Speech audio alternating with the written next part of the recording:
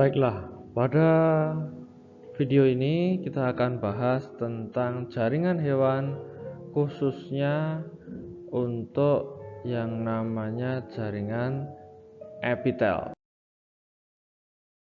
Nah, di sini saya munculkan ada 5 bentuk jaringan epitel. Ini bentuk selnya ya.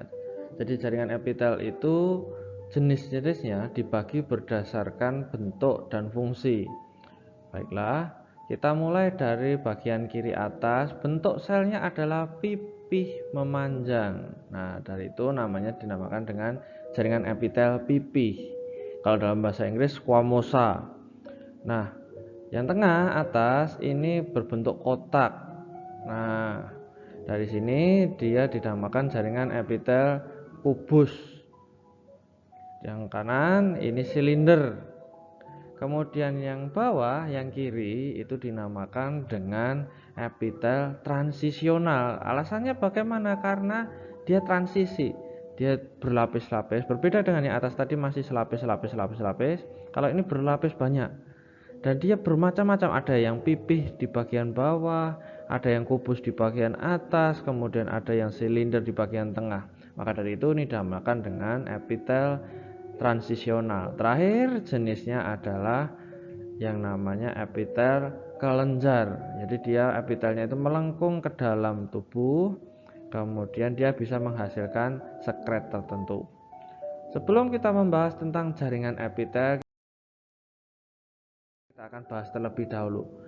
Nah, epitel ini pada dasarnya fungsi utamanya itu adalah dia melindungi terhadap luar. Jadi tubuh kita itu kalau bisa dibagi adalah tubuh terhadap lingkungan luar, kemudian tubuh terhadap lingkungan dalam. Nah, jadi tubuh ini terbagi menjadi tubuh sendiri, kemudian ada rongga dada, rongga perut. Nah, di dalam rongga dada, rongga perut ini juga ada organ-organ yang tampil di gambar. Nah, organ-organ di sini juga punya rongga lagi di dalam. Jadi, epitel itu satu melindungi bagian luar sini, dua melindungi bagian rongga dalam sini, tiga melindungi organ di bagian luar di sini, dan melindungi di dalam rongga di sini. Kurang lebih fungsinya jaringan epitel seperti itu. Sedangkan untuk yang namanya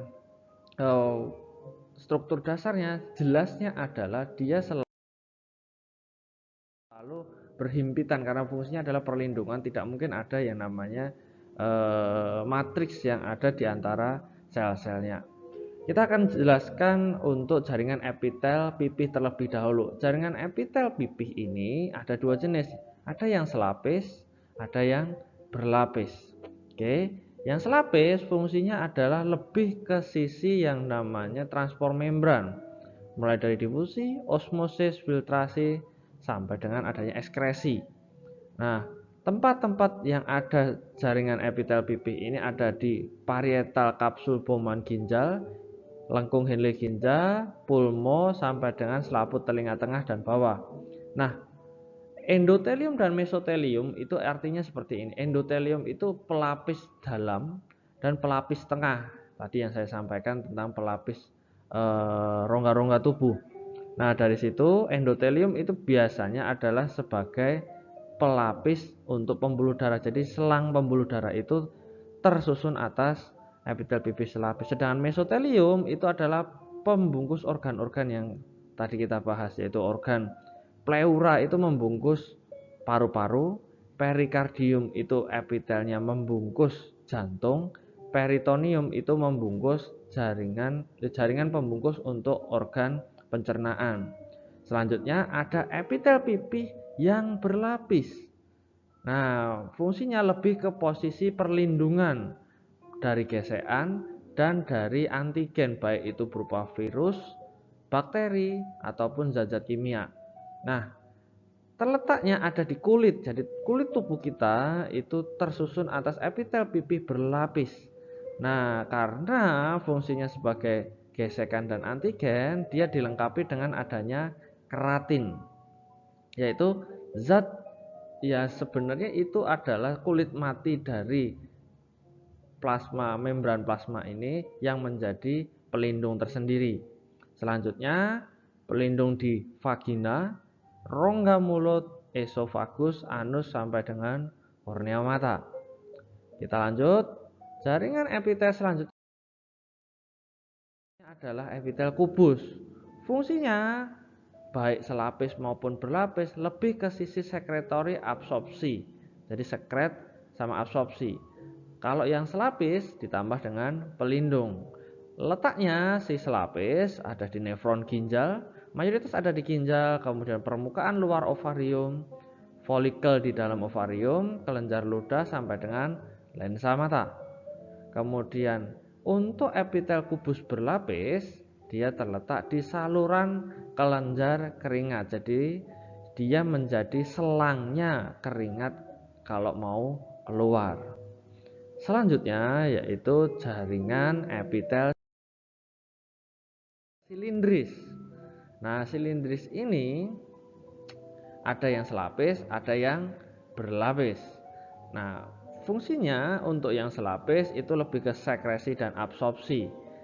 Yang dimunculkan dalam gambar di sini adalah yang bersilia, yaitu adanya rambut-rambut halus di bagian dalam rongga. Nah, epitel silindris selapis yang bersilia ini banyak ditemukan di uterus, tuba fallopi, testis, bronkus sampai dengan kanal sentral medula spinalis.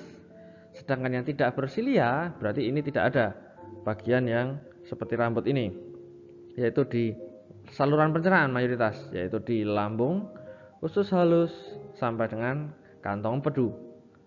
Selanjutnya adalah jaringan epitel silindris berlapis. Ini menjadikan perlindungan dan sekresi.